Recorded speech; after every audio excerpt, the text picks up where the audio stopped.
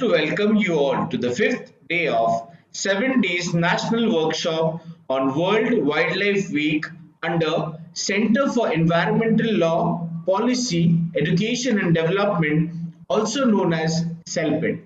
I would like to take the privilege to extend a heartwarming welcome to our distinguished speaker of the day, Mr. Monish Malik, Indian Forest Service IFS officer, currently Managing Director of Uttarakhand Forest Development Corporation, who shall be speaking on wildlife conservation, its importance and significance in the present day scenario.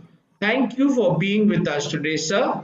Along with him, I would now like to welcome Professor Dr. Muthu Vinay, Vice Chancellor, the ICFAI University, Dehradun, Brigadier Rajiv Sethi, Registrar, the ICFAI University, Dehradun, Professor Dr. Yugal Kishore, Dean, ICFAI Law School, Dehradun, Mrs. Monica Karola, Academic Coordinator, ICFAI Law School, Dehradun. Also, I would like to welcome all the participants who have joined us today and would request all the participants to kindly fill the feedback form during the session, which shall be circulated in the chat box on Zoom platform and the comment section of the YouTube. Thank you. Now, I would like to call upon Professor Dr. Yugal Kishore, sir, Dean, ICFAI Law School, Dehradun, to address the gathering. Over to you, sir. Thank you very much, Mr. Vishal Vera ji. And today, on this fifth day of the National Workshop on Wildlife, I wholeheartedly welcome on my behalf and on behalf of the university to our very learned senior person of Forest Department, Mr. Munish Malik Sahab, who has been very kind enough to spare his valuable time and be with us to enlighten us to speak about the wildlife conservation in the present day. In fact, we have been hearing for the last three, 4 days about the human wildlife coexistence or conflict, and along with that, the future of wildlife conservation. But then, the most important thing is what we can do today. How wildlife can be conserved today, and what is our obligation today. So I'm very much fortunate that we have a very senior person to speak on that particular aspect today, and I welcome our Professor Mr. Malik Sahab, and along with I thank him also for sparing his valuable time. I welcome the distinguished academician from every nook and corner of the country. I'm finding the names here. I'm so happy that you have been regularly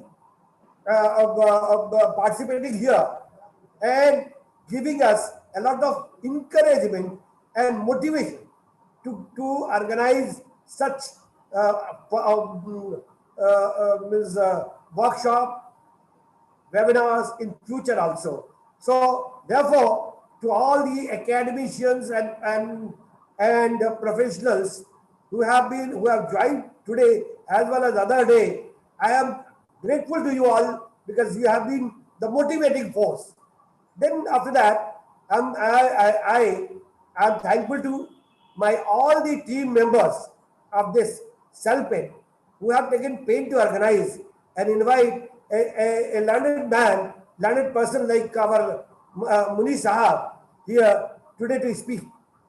And I welcome all my student participants for whom this workshop will be very, very informative, encouraging, and motivative.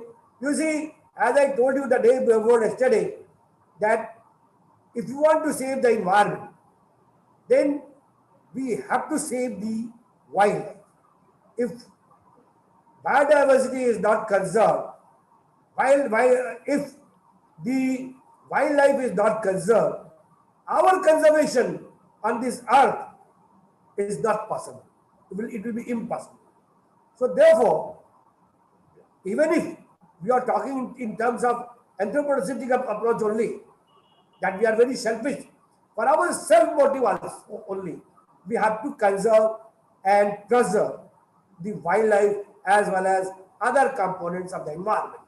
With this, I request my the one of the coordinators of this particular event, Mr. Vishal Behra, to take over and provide a brief introduction of our guest of the day, guest speaker of the day.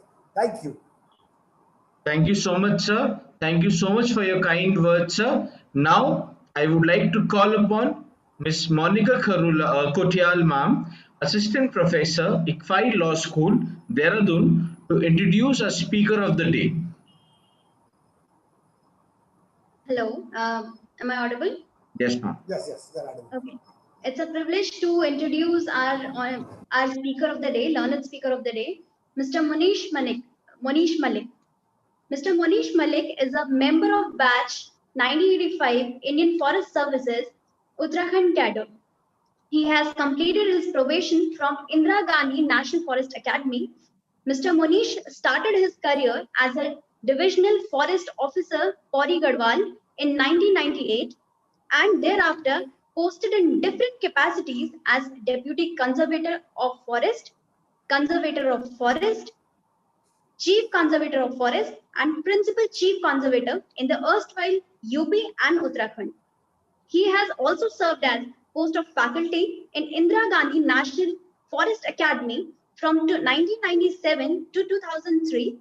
One of his challenging assignments as CEO and Secretary of Uttarakhand Forest Hospital Trust and was instrumental in establishing in Sushil Tiwari Hospital and Government Medical College, Haldwani from 2005 to 2010. Presently, he is a Managing Director of Uttarakhand Forest Development Corporation. Mr. Monish has completed almost 35 years with Forest Services and will be superannuating on October 2020. Mr. Monish Malik, sir, the platform is yours. You can take over. Good afternoon, everyone. I am Monish Malik, as introduced by Dr. Monica Kotial. At the outset, express and convey my thanks and grateful to Dean Law, Professor Yugal Kishore, and especially Dr. Vishal Behra, who was after me to join this webinar, because I was for very few years, only for 7 months, I was PCC of Wildlife and Chief Wildlife Warden of Uttarakhand. And presently, my batchmate, Ranjana Kala, she's the PCC of Wildlife. And Mr. Jaber Suhad, he's the Chief Wildlife Warden. So, in spite of my refusals to Vishal that I'll not be, able to speak much on wildlife, because almost for a year now, I'm out of the wildlife range and presently dealing with the logging, felling, and the trade of timber, as well as the riverbed material from the rivers situated in the reserve forest. Nevertheless, during my 35 years, I have been to see what wildlife conservation is all about. So I have made a brief presentation, which I would like to present before you. And thereafter, then we can have the question answer session, if you permit me. So I'll begin with my presentation. And it's all about wildlife and how, as Dr. Yugal Kishore pointed out, that what are the present issues and challenges for the wildlife conservation. So I'll begin my presentation. It's a brief presentation regarding the challenges in the present day context of wildlife conservation.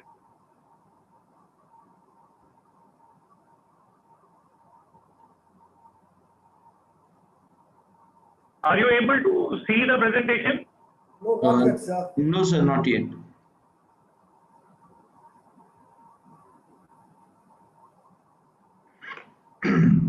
Is it So you, visible? no, sir. So you can open your PPT and then using the Zoom, you can Yeah. use a green button, share screen. Just a minute. Yeah. What exactly I have to do? Share screen. The green button, share screen, sir. Yeah. Fine.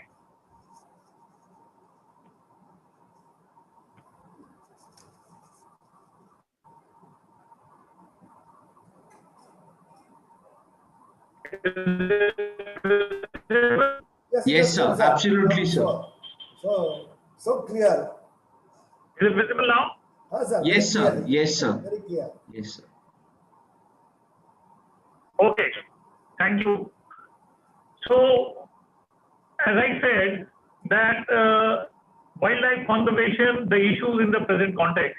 I have a few slides, and then I'll just go back into the history how wildlife conservation has been followed in India, and then something about the National Wildlife Action Plan and the present challenges before the Uttarakhand Forest Department regarding conserving and managing wildlife.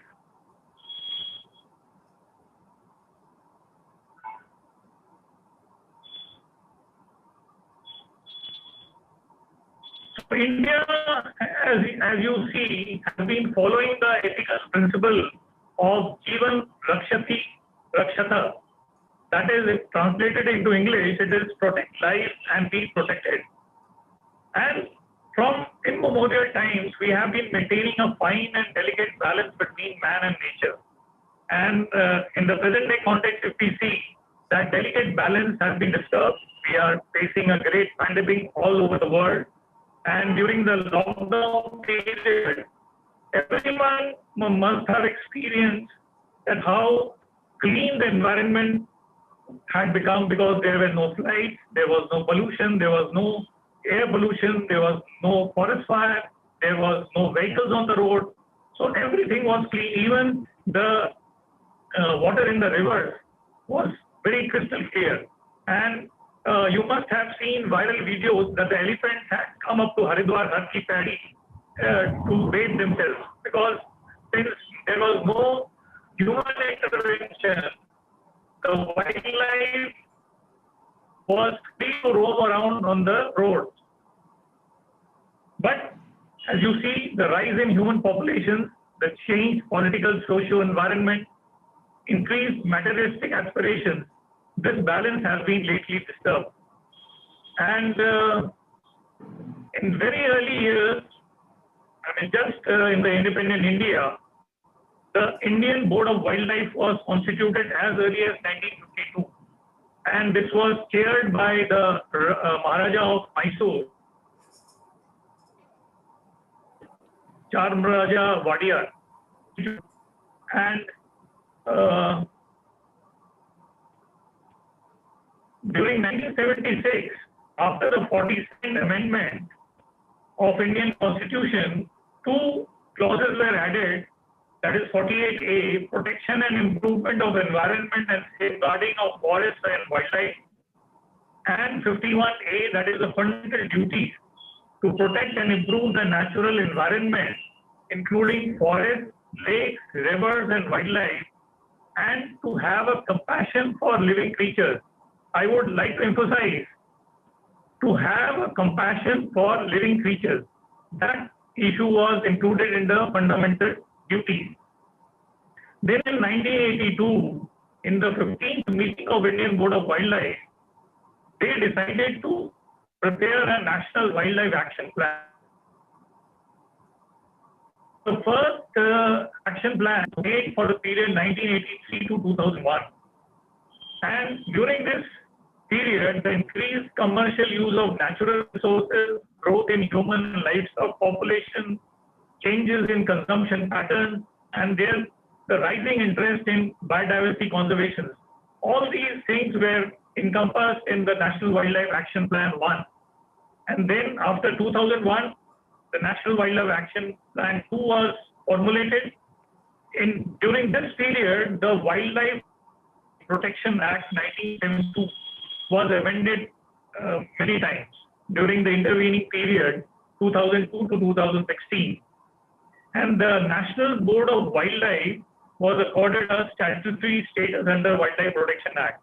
Before that, we didn't have any National Board of Wildlife.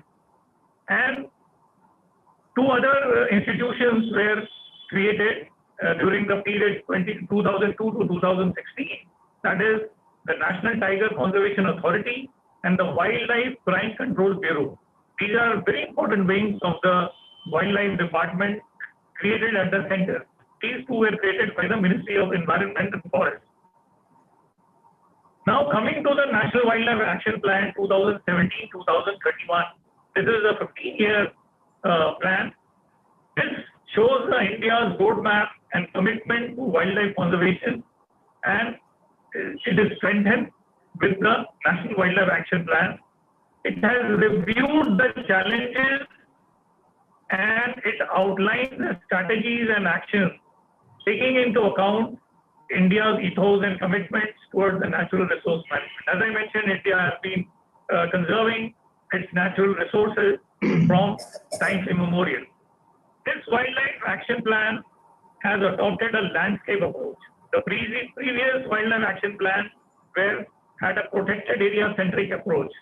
The change which has occurred in this action plan, that it has got a landscape approach, and it recognizes the concerns relating to climate change impacts on wildlife and the actions to be taken for its mitigation and adoption into wildlife management.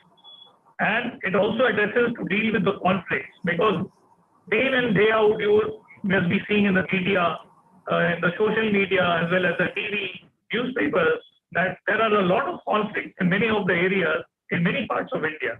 So this Wildlife Action Plan has actions and strategies to deal with the conflicts and to strike a balance between development and conservation both.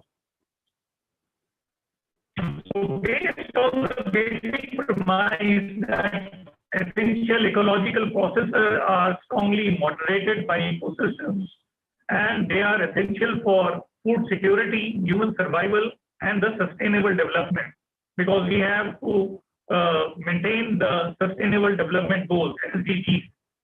And it focuses on two other aspects of nature conservation, that is preservation of genetic diversity and sustainable utilization of species and ecosystems. Highlights the alarming erosion of our natural heritage, that is rivers, forests, and grasslands, and the adverse ecological consequences of reduction and degradation of wilderness areas. Because, I mean, with the rising population, fragmentation of the areas has been occurring. So the National Wildlife Action Plan 2017-31 highlights how to tackle these issues.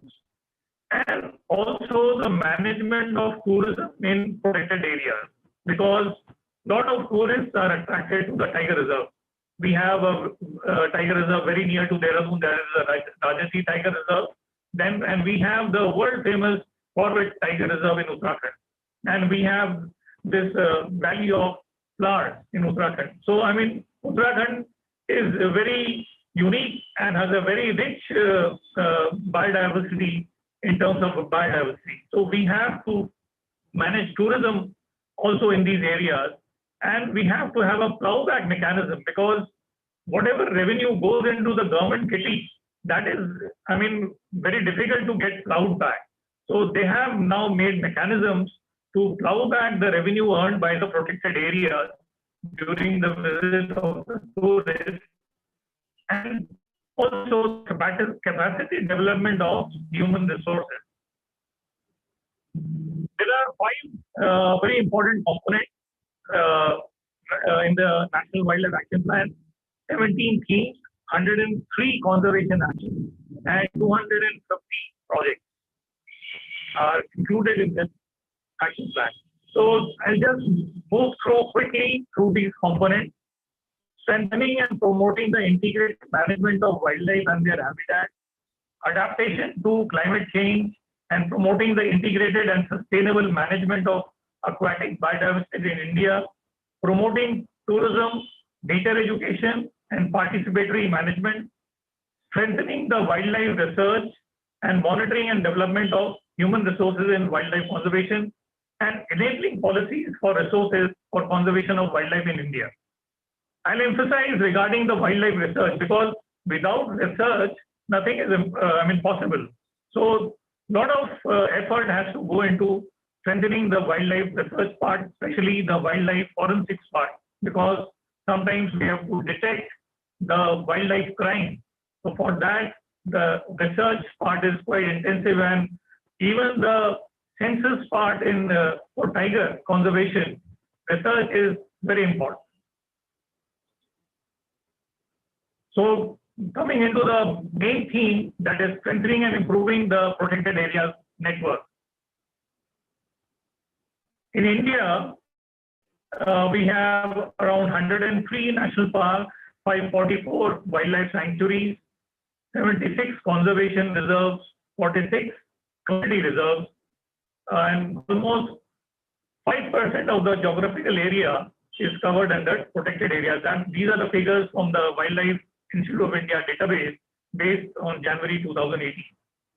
Then all the protected areas have a multi-pronged approach for effective management.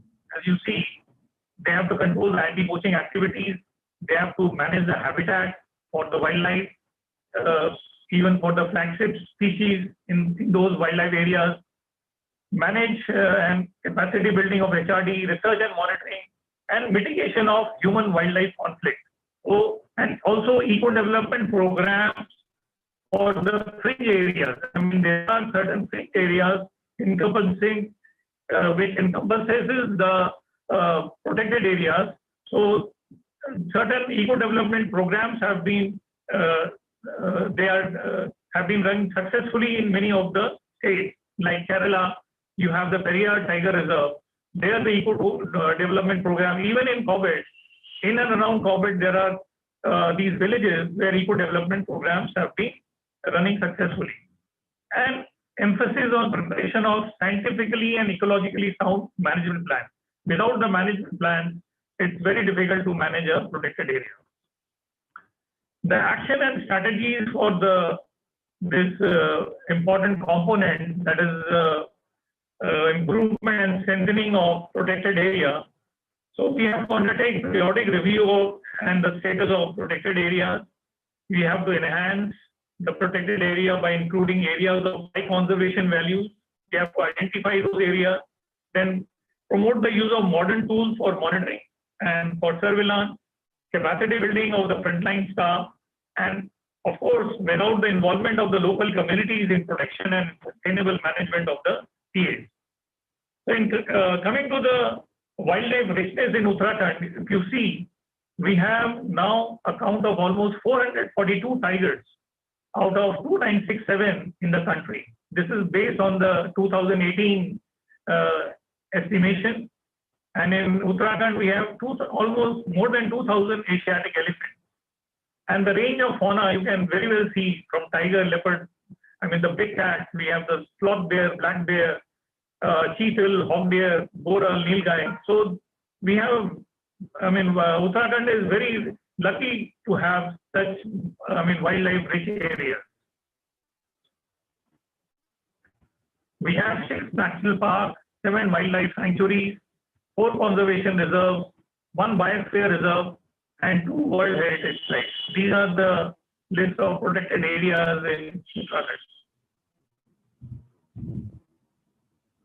Then as I was mentioning, the landscape level approach for wildlife conservation, in this National Wildlife Action Plan, they have shifted to this landscape level.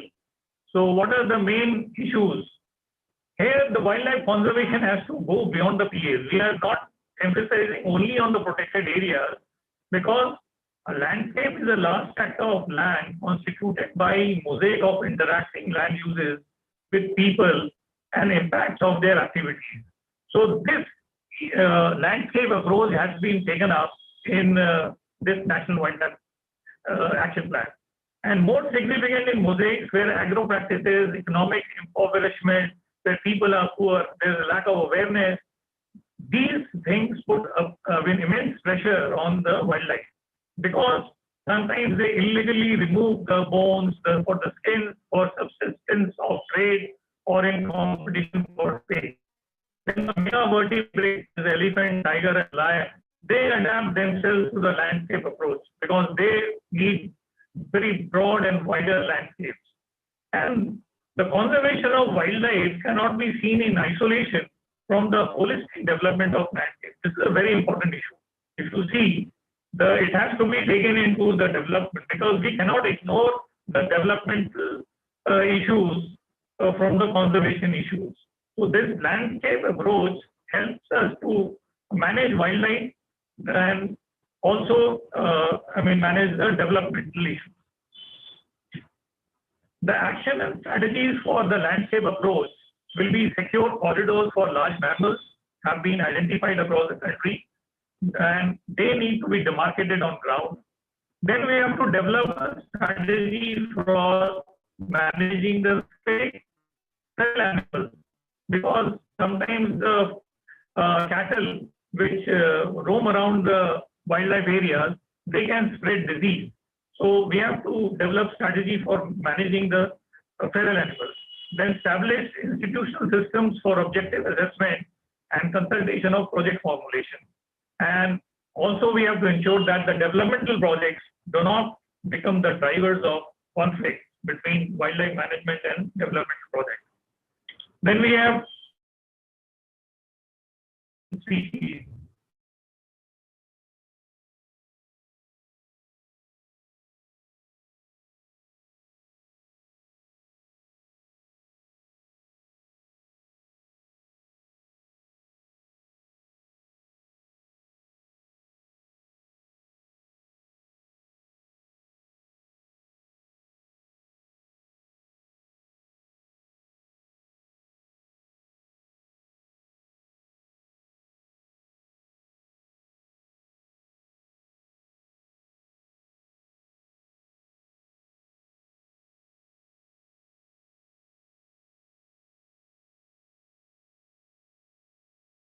अरे अभी हमारे इसे भेज दो हमारे सुबह से event से कहा है इवेंट का कुछ भी मदद I think Sir has lost his connection.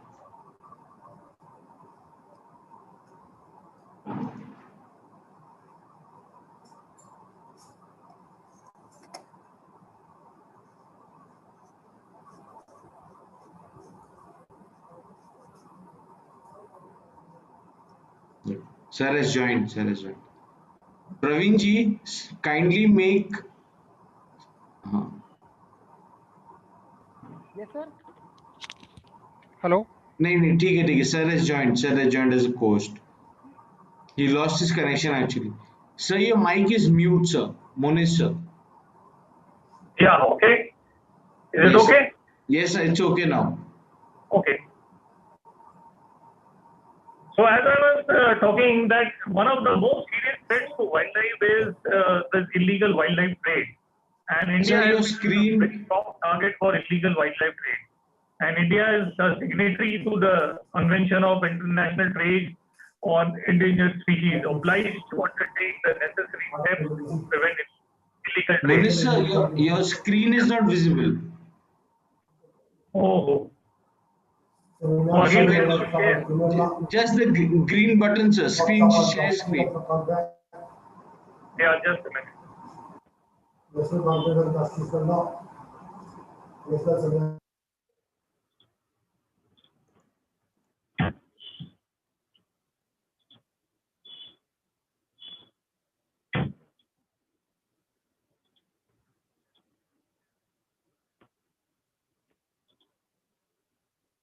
Have we lost connection?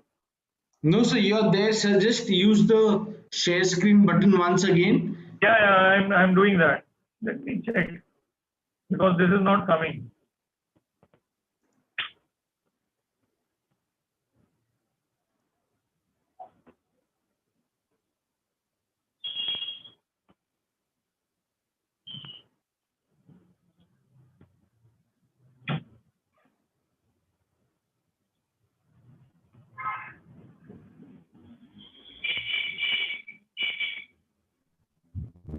Yes, sir. It's visible now.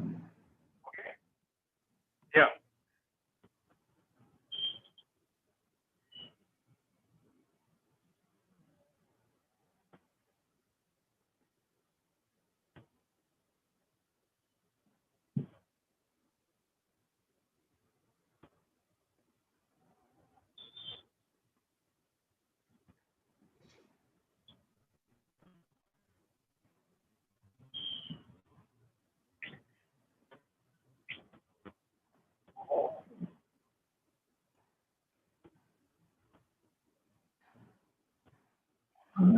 Technological issues.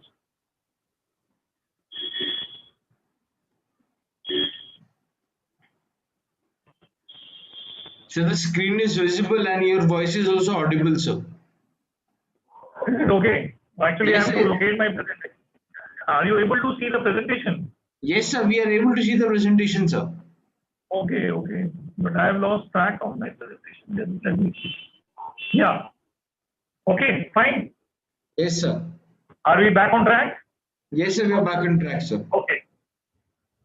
So we were talking about that for this controlling this serious threat to wildlife, we have to strengthen the capacity of the frontline staff because they are the people who are day in and day out dealing with these management issues, and we have to equip them properly to, focus on the wildlife crime prevention. So these are very important strategies to prevent the wildlife crime. Then we have to make formation of special protection and intelligence units. Wildlife action plan talks about that. Many states have already formed the tiger protection force. In Uttarakhand also we are in the process of making the special tiger protection force in both these tiger reserves in Corbett as well as Rajaji. We have to deploy modern technology for surveillance, all these camera traps and CCTVs. So they have been installing cameras for surveillance also. Then we have to establish fast track special courts and engage and network with the customs, police and postal departments because they play quite a very important role for preventing wildlife offenses. And then we have to promote the international cooperation also because many of the countries which are adjoining India, they are also involved in this illegal wildlife trade. Another important issue theme in this National Wildlife Action Plan is the mitigation of human-wildlife conflict. And it's a very, very important issue in the present context. It has been increasing in the recent decade. The conflicts are regarding the loss of cultivated crops, livestock, human lives, and the primary causes is the loss, degradation, and fragmentation of wildlife habitat. Because gradually these areas have been shrinking, and all roads developmental issues have come up. So that is why the primary cause of human-wildlife conflict is day by day increasing. And it's a human-induced phenomenon. It's combined with species-specific behavior of animals and environmental factors. So we have to develop a database for all wild animals involved in human-wildlife conflict. Then we have to prepare comprehensive species-specific, region-specific conflict mitigation plans. There have been efforts to make these mitigation plans in many of the states.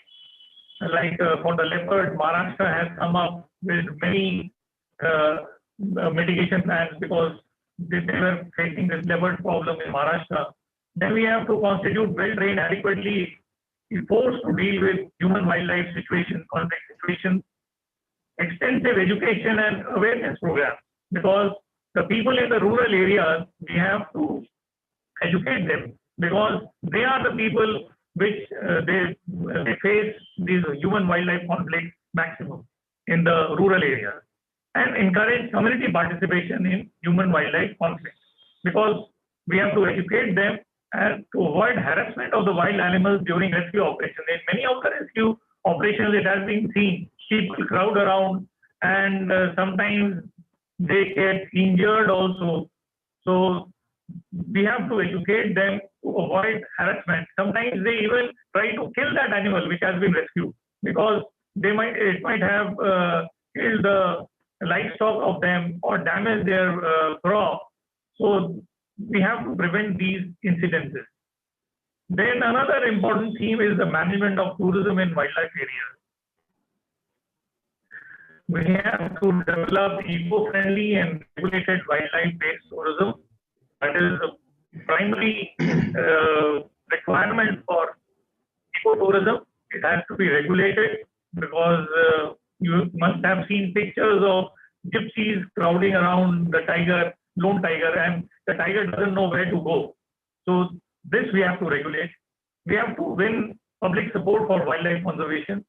Then the mushrooming of tourism facilities has led to overuse and disturbance and serious management problems in the protected area.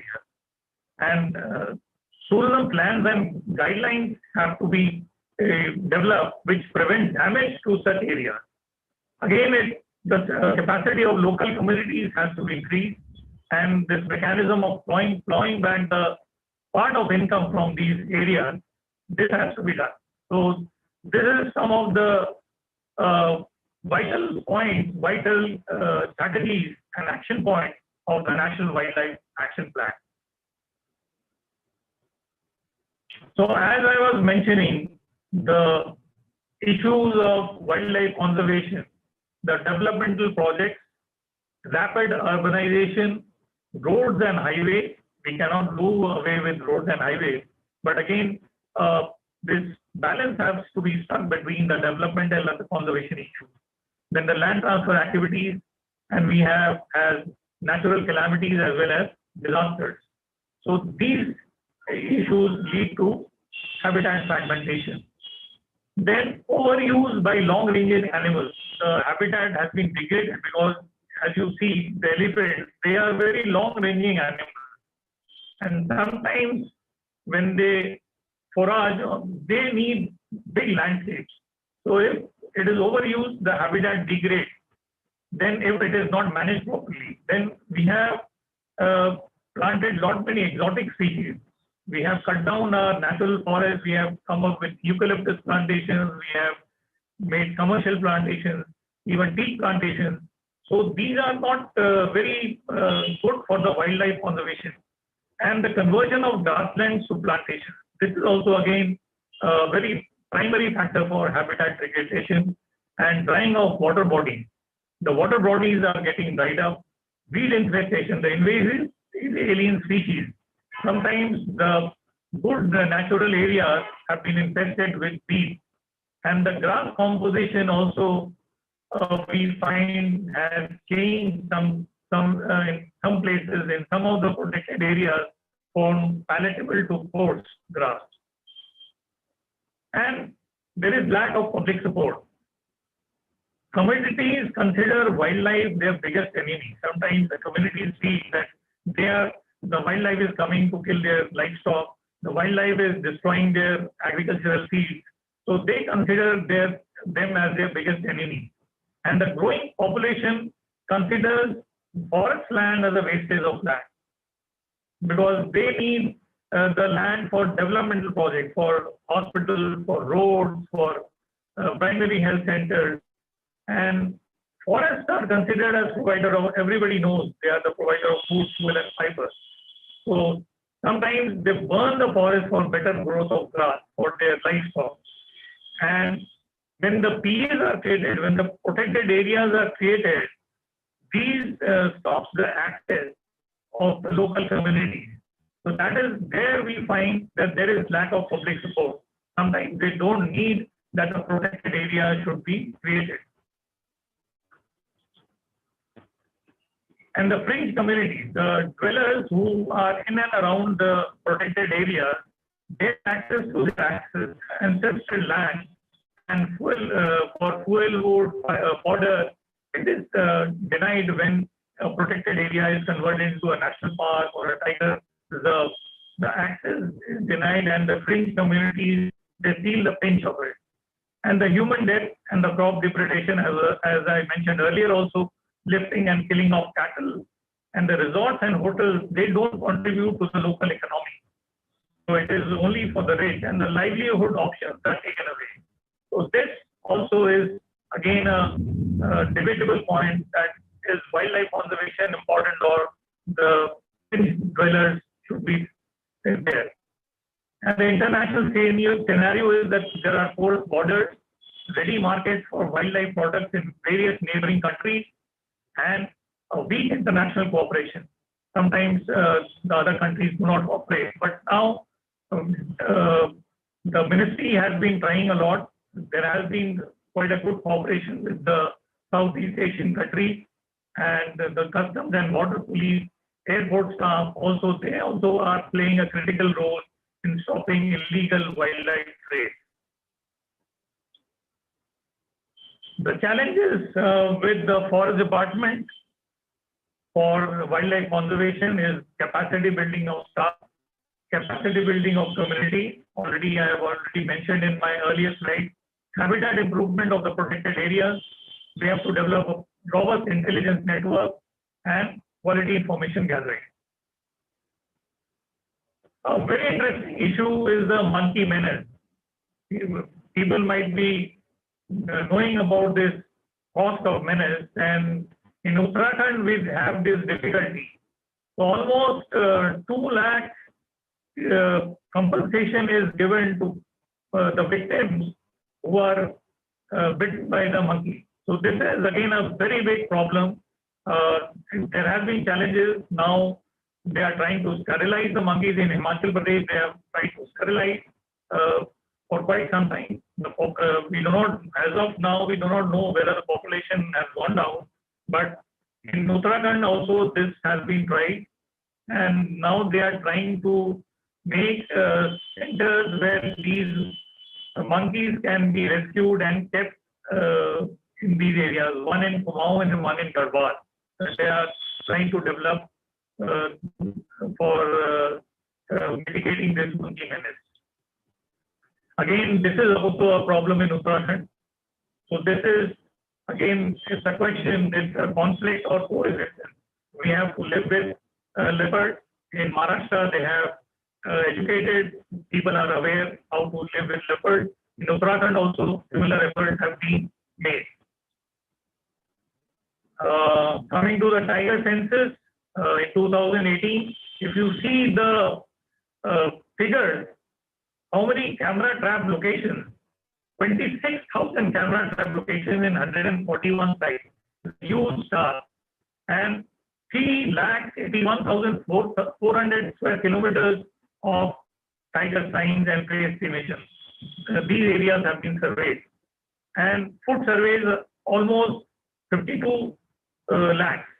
Habitat plots, man-days efforts, 5,93,000 man-days. And wildlife photographs. See the amount of photographs of the camera traps. These have been analyzed. Then only we could come up with this tiger census. And similarly, for the big cat lion, the center and the Gujarat government have joined hands for the conservation of Asiatic lion. So gradually, the lion habitat is confined to only one state, and they have created a dedicated veterinary institute and more water resources. So these are the key aspects of the conservation project for saving the lion. So in this media, it's for you to go through it. That now everywhere in the media, almost alternate day you have something or the other regarding wildlife conservation issues. Thank you very much for this patient hearing. So I'll be open to questions. I'll try my best to answer whatever little knowledge of wildlife conservation I have. Thank you so much, sir. Sir, with your due permission, should I take up the question? Yeah, sure. Right, sir.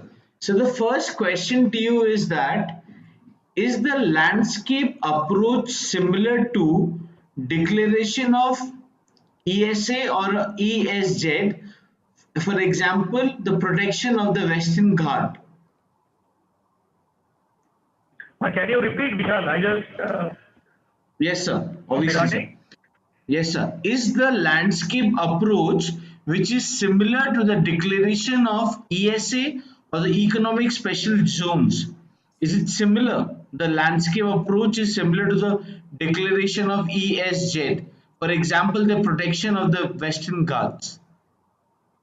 The landscape approaches take all these things into issue. Like I'll quote the example of this Bhagirathi eco-sensitive zone. So they have tried to identify these zones, and even the economic, because see, all these involve human population and economic developmental activities. So the landscape approach takes into consideration all these issues, because we cannot, focus on the protected area. That is why there has been a shift in this present National Wildlife Action Plan. Right, sir. Thank you so much, sir. So the next question to you is, to conserve the biodiversity of the country, the protection regime has to be strengthened with a closer relationship with the forest dependent community, which has to be developed. So there has to be a wider appreciation of the need for biodiversity conservation among all sections of the societies and development agencies. So do you agree to the same, sir? Yeah, we have the National Biodiversity Authority. We have the Wildlife Institute of India.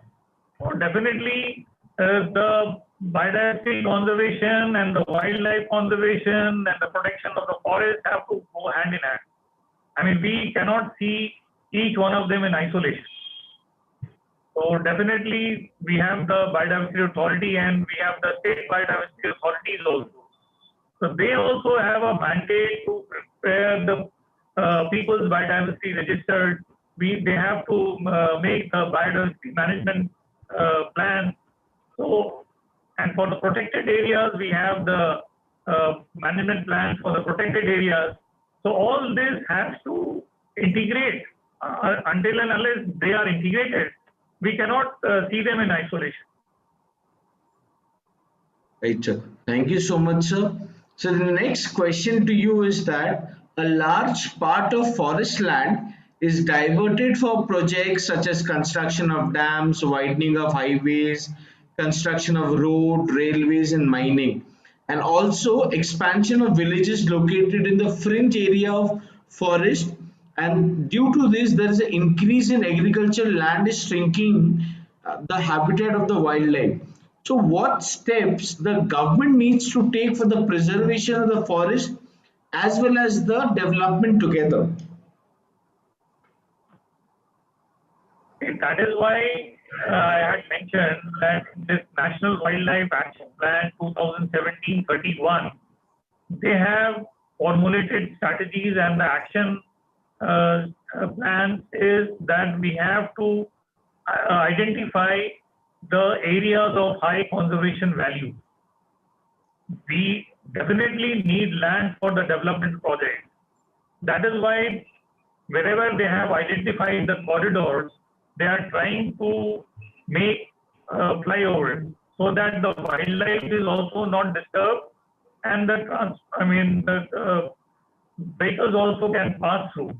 So these things have been debated, because if you see the railway line which comes to Dehradun, from Haridwar to Dehradun, it passes through a significant part of Rajaji Tiger Reserve. Previously, there have been large incidences of elephant death due to train hit, and they have now formulated ways and means. Research, lot of research has gone into it. They have tried to detect the movement of elephants around the railway track, and they have put the wireless systems. And even when they see the elephant herd is moving towards the railway track, they have the siren system. They have manpower to man between Haridwar and Dehradun. The Rajaji Tiger Reserve has a lot of human resource because a lot of trains pass during the night. So during the night, people are patrolling those areas, and if they see any elephant approaching the track, they inform the station master. So all these activities, all these action plans have to be developed. So you cannot say that we have to ignore, we ignore the developmental activities and ignore the wildlife. So all these things have to be planned very well. Now the highway is being widened between Haridwar, Najibabad and Regina. Again, there are patches of forest areas. So there they have trying to insist the National Highway Authority is being asked to develop the underpasses so that the wildlife can pass under the passes and the transport can also move easily. Thank you so much, sir. And the last question of the day to you is, sir, that habitat degradation is one of the most widespread concern across the landscape. The regular and frequent collection of fuelwood and non-timber forest produce by the local communities and indigenous tribals leads to degradation of the habitat, as well as it disturbs the wildlife due to human interference. So your take on this? Definitely, I agree with you that there is a very thin line between the communities residing in the forest or the forest fringe dwellers, because they have a lot of access for collecting wood, grasses, fodder, and even medicinal plants. So, and even non-wood forest products, NWFP, and they trade in those things are their livelihood. Sometimes when the protected areas are created, so definitely when the access is stopped into those areas, they feel alienated, and so we have to have the community participation. That is why the community participation and the eco-development program for the fringe dwellers are very important. In many of the states, certain isolated efforts have been made. Many of them have been successful, like in Sundarban areas. Lot of villages go to collect honey in the Sundarban area, and even they go for fishing because it is already saline water is there and they have boats. So sometimes there have been tiger attacks also, and man-eaters are there. So we have to strike a balance between the conservation and development, and even develop the community. Definitely, because we cannot ignore the community for the protected areas.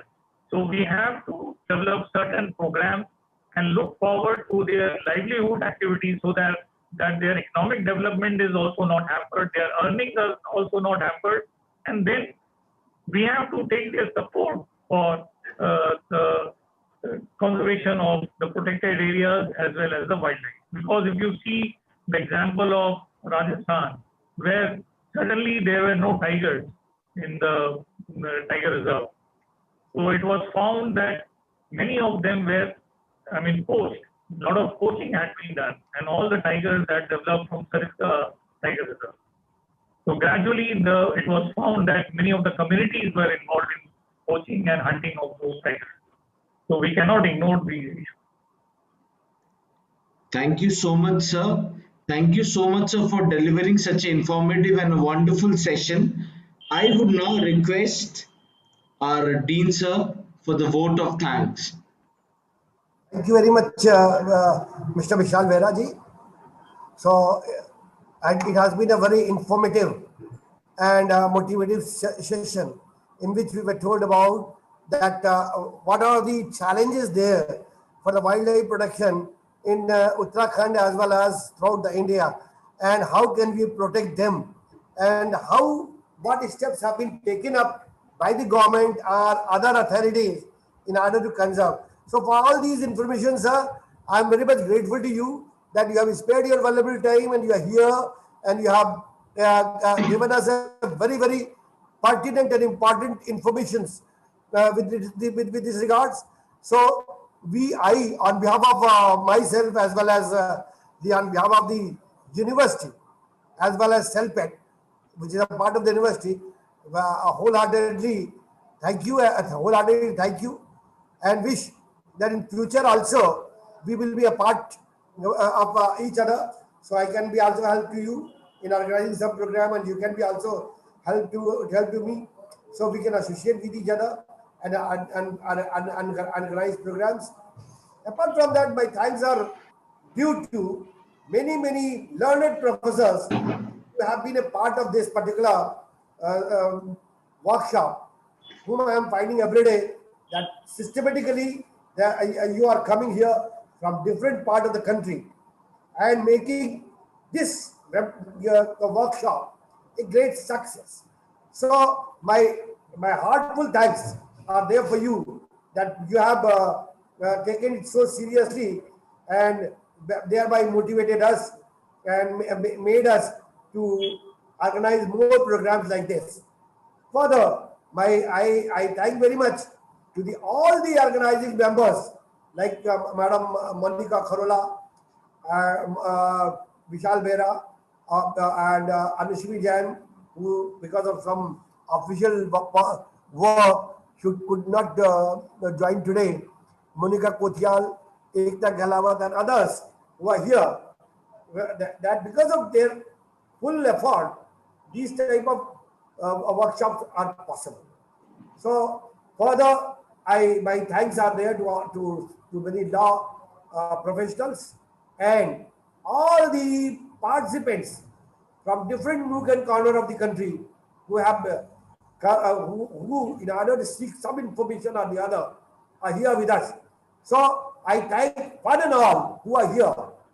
I am very happy that the work which was assigned to Anushmi Jain, probably that is completed.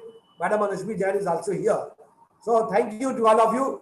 And now with this thank, I again from my heart thank the learned speaker of the day, Professor Mr. Munish Malik Sahab. Of course, I was using a word, professor, because the way you have elaborated things, you look like a professor, sir. Thank you very much, sir. Thank you, so much, Professor sir. Yogal Kishore.